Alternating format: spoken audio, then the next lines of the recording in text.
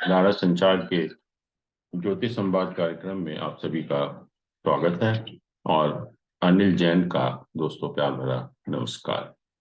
पिछले प्रोग्राम में हम लोगों ने गुरु चांडाल योग की बात की थी और देखा था कि गुरु चांडाल योग का हमारे जो व्यक्तिगत हॉरोस्कोप है उसके ऊपर क्या फर्क पड़ता है, और साथ में हमने देखा था कि देश विदेश की घटनाओं में इसका क्या प्रभाव पड़ेगा। और जो रेस्पॉन्स आपने दिया उसके लिए बहुत बहुत आपका धन्यवाद। और आप में से सभी मेरे काफी दर्शकों ने पूछा भी है कि आप ये बताइए कि गुरु चांडाल योग होता क्या है, और इसका अगर हमारे व्यक्तिगत किसी भी अगर व्यक्ति के हॉरोस्कोप में अगर गुरु चांडाल योग है तो उसका उसके ऊपर क्या प्रभाव पड़ेगा। और उसी की आज हम थोड़ी सी चर्चा करेंगे, क्योंकि बहुत आजकल चर्चा हो रही है गुरु चांडाल योग की। क्योंकि जैसे ही गुरु 22 अप्रैल को मेष राशि में प्रवेश किया और राहु वहां पर ऑलरेडी था, तो गुरु चांडाल योग बना। और ये 29 नवंबर 2023 तक रहेगा। और सभी जगह इसकी चर्चा हो रही है, इसके जो प्रभाव हो रहे हैं व्यक्तिगत या देश विदेश की घटनाओं पर, उसके बारे में भी हम लोग काफी बात कर रहे हैं। तो सबसे पहले मैं आपको थोड़ा सा बताना चाहूंगा इस योग के बारे में कि गुरु चांडाल योग क्या होता है। जब भी किसी भी जन्म पत्री में हॉरोस्कोप में गुरु या राहु या केतु, गुरु के साथ अगर राहु या केतु प्लेस्ड हो, वहां पर युति हो, गुरु के साथ राहु या केतु की जब युति होती है, कंजंक्शन होता है या दोनों कंजंक्ट होते हैं, तब हम कहते हैं कि व्यक्ति के जन्म पत्री में गुरु चांडाल योग है। और दूसरा ये भी है कि अगर गुरु राहु के नक्षत्र में प्लेस्ड होता है, गुरु अगर राहु के नक्षत्र में विद्यमान है, तभी भी हम उसको गुरु चांडाल योग के नाम से ही जानते हैं। और जैसा कि नाम से विदित है, गुरु हमारा बहुत एक इम्पॉर्टेंट प्लैनेट है ज्योतिष में, जिसको हमने ईश्वर की या गुरु की उसको हम दर्जा देते हैं। और उसका राहु के द्वारा खराब हो जाना, इसका अर्थ यही है गुरु चांडाल योग का, कि गुरु का जो प्रभाव है वो किसी तरह से आपके हॉरोस्कोप में खराब हो रहा है किसी तरीके से भी। और सबसे पहले तो हम चर्चा करते हैं कि गुरु चांडाल योग होने से क्या पॉसिबिलिटीज होती हैं। किसी भी व्यक्ति के अगर हॉरोस्कोप में गुरु चांडाल योग है तो उसके जीवन पर उसका क्या प्रभाव। एक तो पॉसिबिलिटी होती है कि व्यक्ति बिल्कुल, जैसे कहते हैं कि एग्नोस्टिक और एथीस्ट, या बिल्कुल नास्तिक हो जाता है। वो भगवान की एग्जिस्टेंस पर विश्वास ही नहीं करता, उसको नहीं मानता भगवान को जो है, तो ही बिकम्स और she becomes atheist, native becomes atheist, उसको हम कहते हैं। ये वो एक उसका प्रभाव हो सकता है।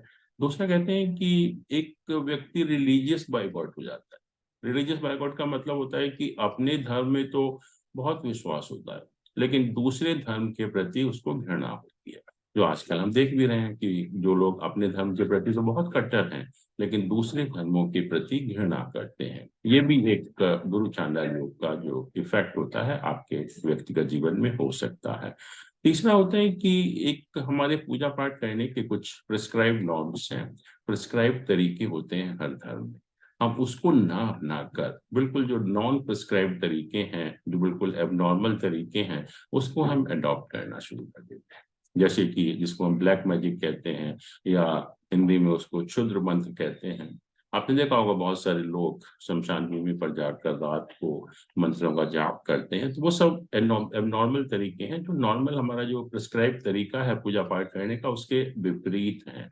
तो उसको हम ब्लैक मैजिक या क्षुद्र मंत्र करते हैं कि व्यक्ति जो है वो ब्लैक मैजिक में इन्वॉल्व हो जाता है। और चौथी पॉसिबिलिटी क्या है? चौथी पॉसिबिलिटी यह है कि व्यक्ति बहुत ज्ञानी हो सकता है, उसको धर्म शास्त्रों की, वेदों की बहुत अच्छा उसको ज्ञान हो सकता है, लेकिन साथ में that person is addicted with vice. कुछ ना कुछ उसके अंदर दोष होता है। जैसे कुछ लोग ड्रंकर्ड होते हैं, ड्रग एडिक्ट होते हैं, वुमनाइजर होते हैं, कुछ ना कुछ एक गलत आदत भी साथ में होती है, जैसे हम आजकल बहुत सारे साधुओं में देख रहे हैं। वो भी एक गुरु चांडाल योग का ही इफेक्ट है। बट कुछ सिचुएशंस ऐसी होती हैं जबकि ये गुरु चांडाल योग बहुत ज्यादा एक पॉजिटिव योग बन जाता है। उसका कोई भी, जो मैंने नेगेटिव चार चीजें बताई, उसका कोई भी इफेक्ट उसके ऊपर नहीं आता व्यक्ति के ऊपर, and person becomes very very knowledgeable person, very famous person, renowned person. वो किन सिचुएशन में होता है कि अभी गुरु चांडाल योग बहुत पॉजिटिव हो जाता है, बहुत पावरफुल हो जाता है। वो कुछ सिचुएशन है, जैसे कि अगर गुरु किसी भी व्यक्ति के हॉरोस्कोप में बहुत ज्यादा शुभ प्लैनेट हो और बहुत ज्यादा बलवान हो, बहुत ज्यादा स्ट्रांग हो। दूसरा सिचुएशन हो सकती है कि गुरु का, मैंने कहा कि गुरु के साथ जब राहु केतु की युति होती है, तो अगर गुरु और राहु केतु के बीच में काफी डिस्टेंस है, अगर जोडियक में जो उनकी पोजीशन है वो डिग्री वाइज काफी डिफरेंस है, और साथ में गुरु भी बलवान है, उस केस में भी ये योग बहुत एक पॉजिटिव हो जाता है। या फिर जो योग बन रहा है गुरु के साथ राहु केतु का, या गुरु राहु के नक्षत्र में है, उसके ऊपर किसी भी शुभ ग्रह का पावरफुल एस्पेक्ट है। शुभ ग्रह मतलब जुपिटर हो सकता है, मरकरी हो सकता है, उसका बहुत ज्यादा पावरफुल एस्पेक्ट है।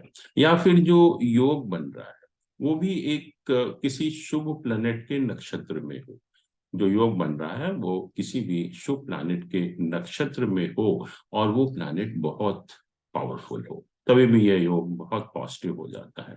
एक सिचुएशन और भी है कि जब 9th हाउस, जिसको हम भाग्य स्थान कहते हैं, या 9th हाउस जिसको हम नवा भाव कहते हैं ज्योतिष में, हमारा भाग्य स्थान होता है, हाउस ऑफ फॉर्च्यून होता है, अगर ये बहुत पावरफुल होता है, और कई व्यक्तियों की हॉरोस्कोप में देखेंगे कि 9th हाउस बहुत स्ट्रांग होता है, तो उस केस में भले ही गुरु चांडाल योग हो, उसका कोई भी नेगेटिव इन्फ्लुएंस नहीं होगा, बल्कि ये बहुत एक पॉजिटिव योग बन जाता है।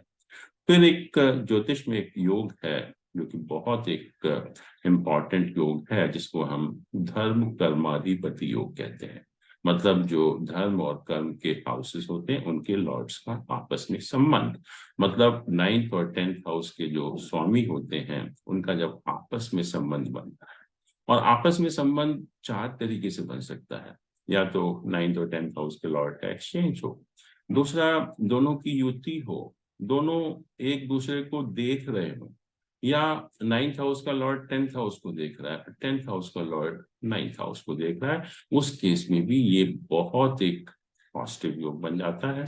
और लास्ट में जो अगर 12वां भाव हमारा मोक्ष का स्थान होता है, और अगर 12वें भाव के ऊपर जुपिटर या गुरु और केतु का कंबाइंड एसोसिएशन होता है, गुरु का भी इसके ऊपर इन्फ्लुएंस है, केतु का भी इन्फ्लुएंस है, क्योंकि 12वां भाव हमारा मोक्ष का स्थान है, और केतु जो है वो मोक्ष का प्राइमरी कारक है, और जो जुपिटर है मोक्ष का सेकेंडरी कारक है। इसका मतलब spiritually you are at a very high plane, तब जो ये जो राहु व केतु के जो नेगेटिव इफेक्ट होते हैं वो कोई काम नहीं करेंगे आप।